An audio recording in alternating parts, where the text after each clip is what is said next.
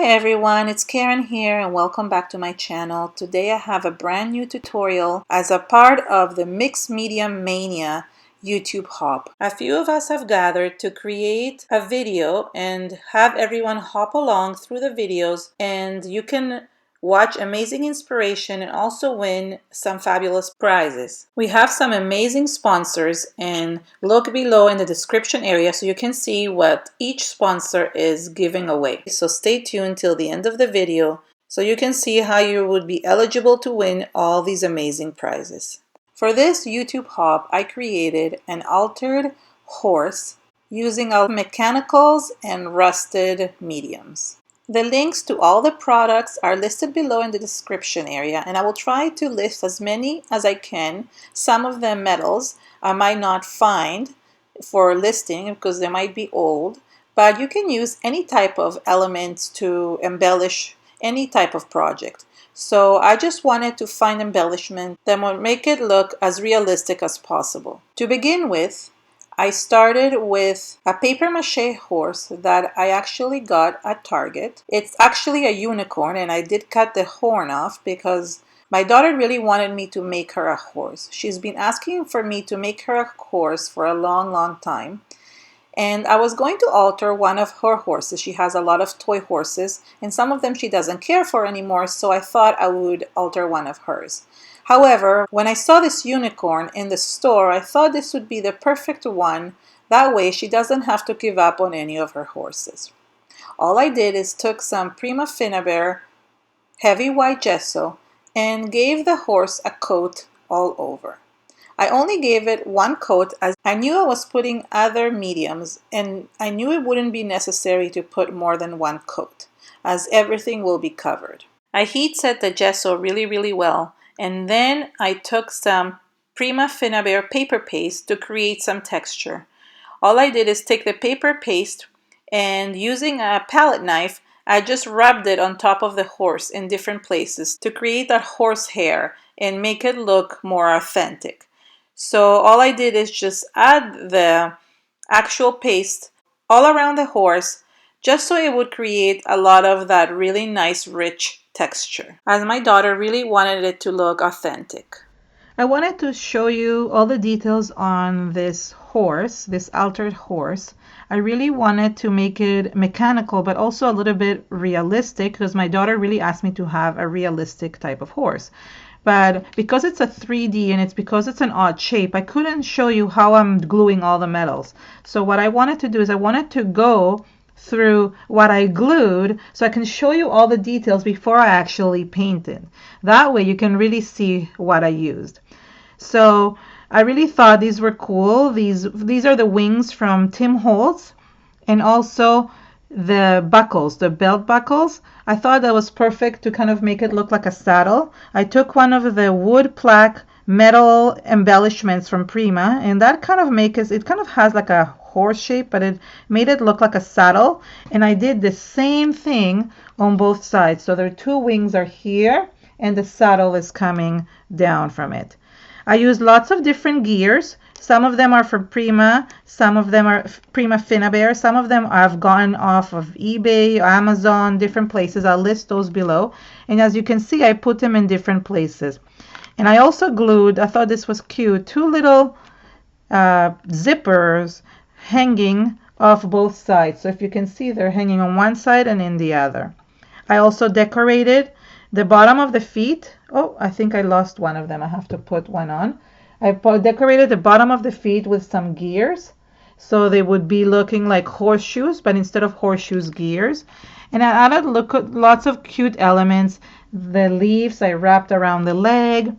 I wrapped leaves around the tail to make it look more realistic. And the cool thing I thought was the hair itself, the mane. So I grabbed two. These are flourishes. They're metal Finnabair. They're Prima Finnabair metal flourishes. I had two left over from two different packages. So I basically glued them one on one side, and then I glued the other one the opposite way because I had to flip it around. And I glued some gears on it as well. I then took some other elements here to glue on the head. I put a gear here in the center and two for the eyes. And finally, I thought it was really cool to make the reins. I took some of the Tim Holtz, I don't know, chains. I'm not sure what they're called. Let me see the name of it. Tim Holtz swivel clasps, they're called. These ones, the clasps. And what I did is I attached some chains to it, and I attached an actual word. This is an old one that I have. It says believe in it, and it's basically just hanging off. And I will take this off before I actually paint the horse. I just wanted to show you how I did the reins. So I thought they can come off, and that's really nice. I added also some hearts in some places, and basically just embellished it the way I liked it. I thought it's not fully realistic, but it just has lots of really cute elements. I love the wings. And oh, and here for the saddle at the top, I don't know if you can see it. There's a little like two metal pieces that have like these hoops on them. So these like clasps, and I could attach the rein onto this. So as I said, you can really remove this. You can open this up and remove the actual rein. I'll show you what I mean. Because my daughter is so into horses. She loves horses, and she's been begging me to make her one. Hold on, it's kind of stuck. One sec. So this was a good idea to do that way. Hold on. Here we go. So you see, I can remove this one and attach it back again. And that's the cool thing about it. It has these hoops here, so they're perfect for the rein. I couldn't do any like bits. I couldn't do anything on the mouth. I thought I could find something, but I couldn't. But I think it looks pretty realistic with the buckles. I thought that was really cool. Okay, once everything was fully dried, then I started adding the rust paste to the background. I started with the Prima Finnabair brown rust paste. This is the large jar, but it also comes in a set of 3 pastes of the brown, the red, and the yellow. The first thing I'm doing is I'm taking the brown paste alone, and I'm covering the whole horse with the brown paste. That gives it a very nice base for everything. The rust paste is pretty gritty, and it gives a really cool effect to the background. It makes it look as real horse hair. And I really like this color because it's perfect brownish color that looks exactly like a horse's mane. You can apply these pastes in any type of combination. You don't have to start with the brown one first. But for this project, I wanted to start with the brown one first because I wanted to make the horse look as brown as possible. I knew that I was going to add some of the red, yellow, and patina pastes, but I knew that the base had to be brown. So all I did is I took a paintbrush. This is the Prima Finnabair paintbrush, the thickest one, and I just added the brown paste, including the body of the horse and all the embellishments. The large brush helps you cover the large areas of the background. However, you can take a smaller paintbrush to just get into the nooks and crannies in between the embellishments to make sure there is no white area left at the end when you finish painting. I painted first one side, and then I went ahead and painted the other side, but I will only show you just the one side that I painted just because it's unnecessary to show you the whole process, as it just wastes a lot of video time. I heat set this brown layer really well before adding the next color because I didn't want them to mix too much together as the brown overpowers everything. So I took the red rust, which is also one of the colors that come in the set of rust pastes, and I'm linking both the single large tubs of 8 ounces and also the set with all the 3 colors. So you can decide if you want to just experiment first with the smaller tubs until you're comfortable using and doing this technique, or you can just go ahead and buy the large tubs of the colors that you really love. I took the red rust and just adding it in certain areas. I wanted to add it with a dry brush technique on certain embellishments just to kind of highlight the texture of each embellishment. I didn't want the red to overpower the background. I just wanted to add a little bit of red in certain areas to make it look as if it's oxidized. That way you still have the brown underneath, which creates the shadow and also remains in the background, so you can have it as the hair of the horse. So all I did is just put some of the red rust paste on my paintbrush, and then just dabbing it on my mat before applying it on the horse would help add that really nice texture on the body of the horse and not cover the whole brown area. I didn't dry the layer with the red rust because I knew that I didn't add too much of it, and when I added the other colors, the next two colors, which is the yellow rust and the blue patina paste, that they would combine beautifully with the red and create that really beautiful oxidized look. So I took first the yellow rust paste, which is the third color that combines in the set, and I started adding it in some areas to create yellow highlights. Then I went ahead and took the blue patina paste, which is part of another set of the Prima Finnabair pastes, and when I added this one to the horse and it combined with the yellow rust, it creates that beautiful patina look that I love so much and that you want to create in your projects. So what I did is I added the yellow rust with the patina rust at the same time, and I went back and forth between the two colors until I was happy with the look that it gave. It's really important to combine these two colors together. That way you get that beautiful oxidized look. So I knew I already had the brown rust in the background, and that created the really nice shadow behind it and the nice horse hair. But I wanted the other colors to kind of create that really nice oxidized look to make it look as if the horse is actually made out of metal. I also wanted to point out that if you do make any mistakes and you add too much of a certain color, you can definitely not only wipe it off, but you can go back with the darker colors, whether it is the brown or the red, and add some of it to the background to kind of hide those mistakes.